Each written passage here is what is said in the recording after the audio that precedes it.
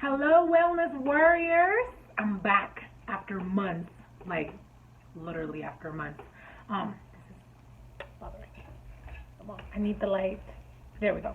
Okay, so the last video I did was about mental health, and the previous one was about infertility. So I shared that I was suffering from secondary unexplained infertility. And after opening up about it on Infertility Awareness Week, a week after that, or 2 weeks, I found out I was pregnant. So I am halfway there. I'm 20 weeks pregnant. Yay! Only 20 more. That's a long time. So I was very sick though for a really long time, and that's why I stopped making videos, because honestly I was not doing well. I really want to make a video about pregnancy after infertility, but I'll make that next time. Today, we are back on my book, The Self-Love Life, which if you want to get, you can get on Amazon for $3.60. And we're almost going to finish the book, guys. So I'm on number 18, and then we have 2 more steps, and that's it. We're done. So almost.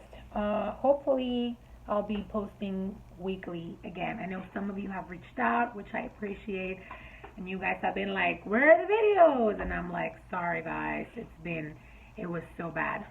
So I just had to radically accept where I was and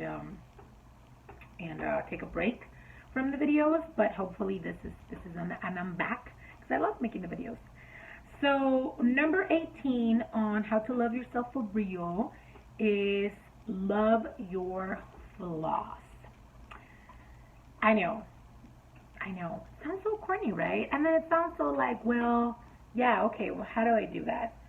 And honestly, I feel like you cannot love your flaws until you have realized what you've been through in your life. Like, look at the trauma you've been through. Look at the struggle you have survived. You need to look at your story and realize, man, I am a warrior. I am a badass. And I did go through all these things, but look how I came out. And I came out on top. I survived it. And I think when you start looking at yourself with more compassionate eyes, is that you can see that you are wholesome and that you are enough just the way you are, with your flaws. Not despite your flaws, but with your flaws. And I know that we go through struggles and certain things that we can't just radically accept, and I think that that's one of the hardest parts in life. And also kind of finding the balance of, okay, I need to push myself for more. So pushing yourself for change and pushing yourself for growth, but not because you don't think you're enough. And that's a big thing for me. Noticing, okay, am I pushing myself because I don't think I'm worthy or enough, or because I just want to grow? And B is the way, it's the healthy one. I want to grow, but not because I don't think that I'm enough, and so I need to change to be better because I don't deserve X, Y, or Z until I am thinner or until I am successful. So it's very important that you realize that you are enough just the way you are, and that your flaws don't make you something or someone bad. I remember one time my husband, I was talking about my stretch marks. Those are not going to go away.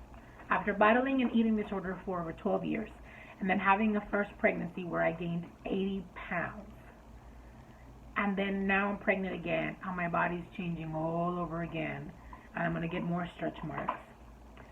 They're just not going to go away. And I remember I was crying in the mirror looking at them. And he said to me, do you see these scars? They mean that you're alive. They mean that you endured and you won. These are your battle scars. The same scars that allowed you to make it. And it just kind of of changed for me. I see them as a badge of honor now. I don't see them as something that I need to change or they definitely don't go according to society, to what we say or think is perfect or beautiful, but they're part of who I am. And I don't want to say they make me, but they definitely are a part of my story and what I've been through. And so I love them. And I know that sounds like, what? I don't believe you. It took a long time for me to be there. But I started looking at myself through the eyes of my husband, or even through the eyes of my son, who comes to my belly and kisses it. And he's like, I lived there. And I think sometimes we need to remind ourselves that if we see ourselves with eyes of love, like someone who loves us does, then it's easier for us to love our flaws. So I just wanted to share that. I'm so excited. We just got through number 18. Yay! I hope that you're having an awesome weekend. It's not weekend, it's Monday. That you had an awesome weekend and that you have an awesome rest of your week. I totally have pregnancy brain, as you can tell. And I keep looking at the book. That's why I'm looking down. And remind yourself to be kind to yourself, to give yourself grace, and to remember that you need to meet yourself where you're at. And where you're at is perfectly fine. And if you don't like where you're at, just remember that nothing is forever, and that we can always push through for healing and get to where we're supposed to when we are supposed to. Because right now, you're exactly where you need to be. Just remember that. Thank you for watching. I've missed doing this so much, and I will see y'all soon. Bye.